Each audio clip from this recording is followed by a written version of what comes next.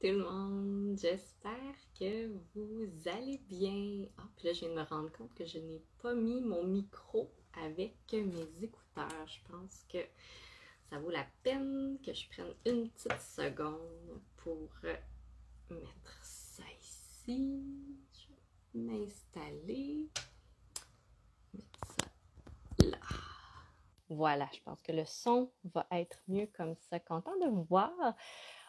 Aujourd'hui, jour 3 de 200. Donc, créer un espace sécuritaire à l'intérieur de soi. C'est un sujet que je trouve important parce que tout ce qui se passe à l'intérieur de nous, quand on apprend à reconnecter avec notre corps, c'est par là aussi qu'on va reconnecter avec notre faim, avec notre satiété, avec nos émotions.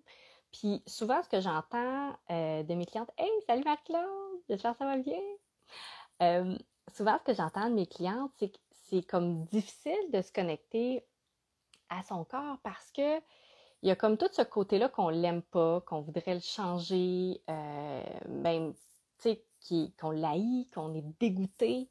Tu sais, j'ai certaines clientes qui me disent qu'ils prendraient leur tête puis qu'ils le mettraient sur un autre corps complètement, là. Fait que pour dire comment la relation avec notre corps, elle peut être vraiment difficile. Puis la réalité, je pense que... Hey, salut Louise! La réalité, en fait, c'est que notre corps, ben on a une version, c'est celui-là qu'on a jusqu'à la fin de nos jours. Je veux dire, c'est lui avec lequel on est né, qu'on a grandi, qu'on évolue, puis c'est lui avec lequel on va mourir. Puis après, bon, ben peu importe vos croyances, qu'est-ce qui se passe de la vie après la mort, ça vous appartient. Mais ça pour dire que notre corps, il y a un début puis il y a une fin.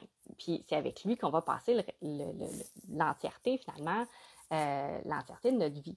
Fait qu'il y a quelque chose qui est important à venir comme créer, quand je parle de créer ce chemin-là, cet espace-là sécuritaire, c'est de recréer. Puis ça prend un certain temps, évidemment. Là. Ça fait des années qu'on n'aime pas son corps, ça fait des années qu'on le rejette, ça fait des années qu'on ne prend pas soin de lui parce qu'il y a toute cette notion-là de ben, pourquoi je prendrais soin de mon corps que j'aime pas? Pourquoi je prendrais soin de cette affaire-là que je veux me décrocher, puis tu sais, que je voudrais mettre ma tête sur un autre corps?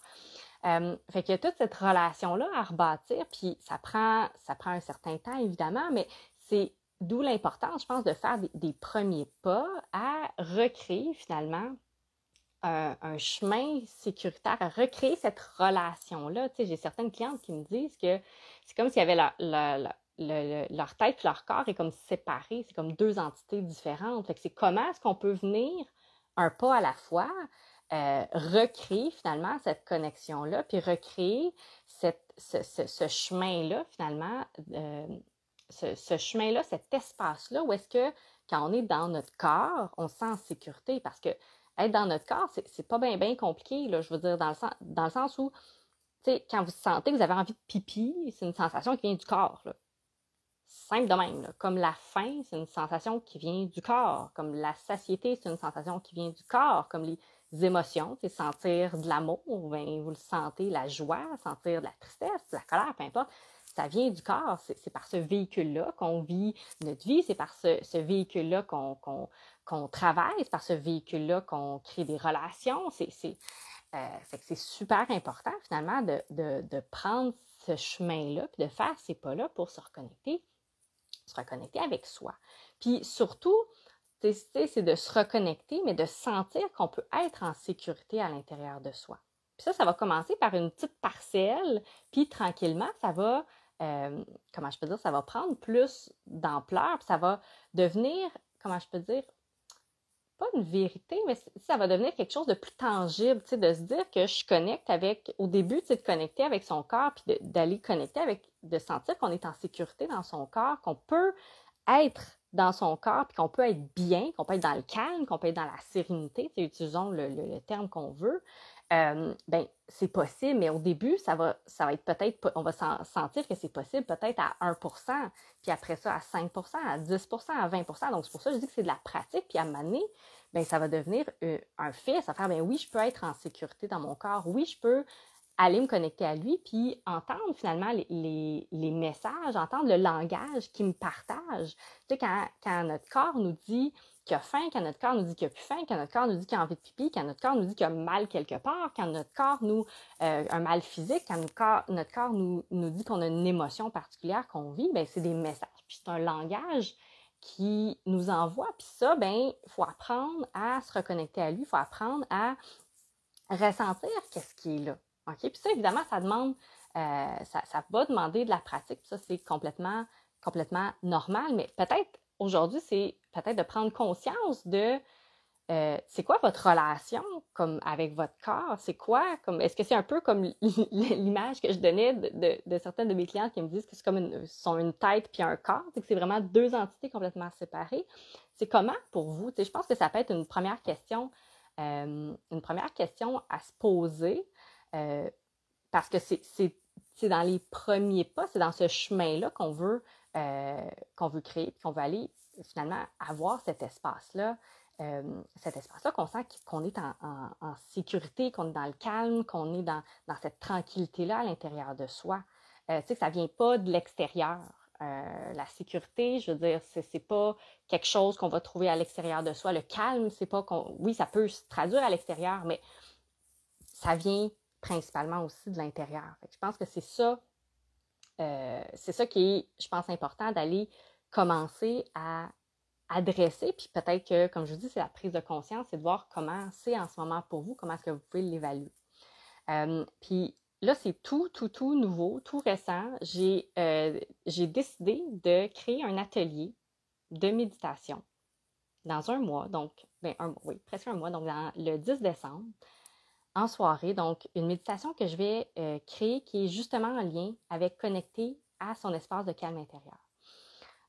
Donc, c'est 1 heure, on parle plus en détail de ce sujet-là, OK, de cette thématique-là, puis je vous ai créé une méditation, donc qui allie l'imagerie, le ressenti pour justement aller connecter. Tu sais, c'est une avenue parmi tant d'autres. Moi, la méditation, pour moi, ça a vraiment été je veux dire révélation, parce que ça a été le cas. Ça a vraiment été ça a vraiment changé ma vie parce que, bon, je pourrais vous raconter davantage en plus de détails, mais grosso modo, pour moi, j'ai découvert la pleine conscience dans un moment où je vivais beaucoup d'anxiété, puis ça m'a permis justement de faire des petits changements, puis de voir, tu sais, relativement rapidement, parce que j'avais commencé par un programme de méditation qui s'appelle le MBSR, le Mindfulness Based Stress Reduction. Puis c'est un programme qui est sur 8 semaines. Puis j'avais suivi justement ce programme-là. Puis j'avais vraiment vu des changements. Puis c'est ça qui a été pour moi le point de départ pour connaître la méditation, surtout le pratiquer. C'est pas juste le connaître comme avec notre tête puis lire des livres par rapport à ça.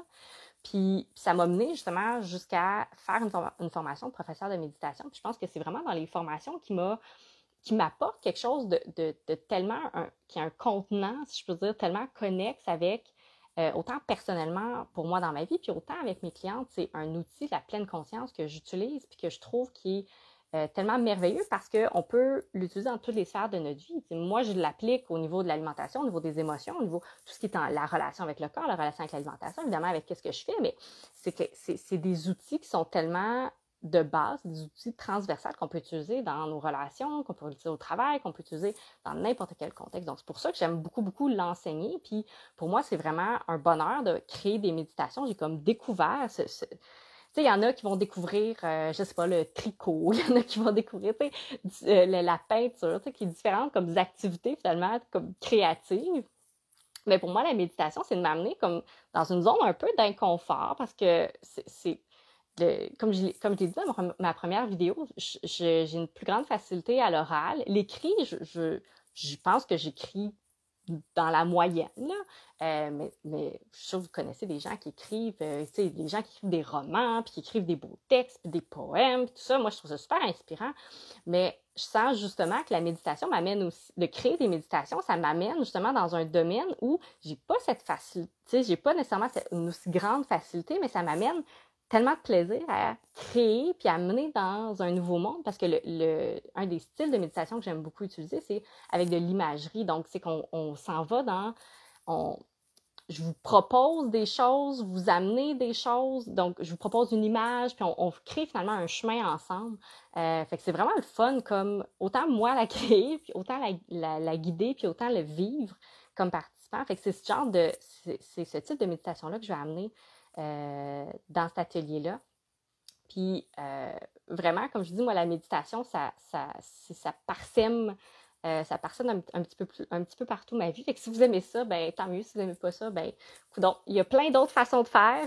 Moi, c'est celle que j'aime beaucoup, c'est celle que j'aime partager. Fait que je vais vous laisser le lien si vous voulez avoir plus de détails.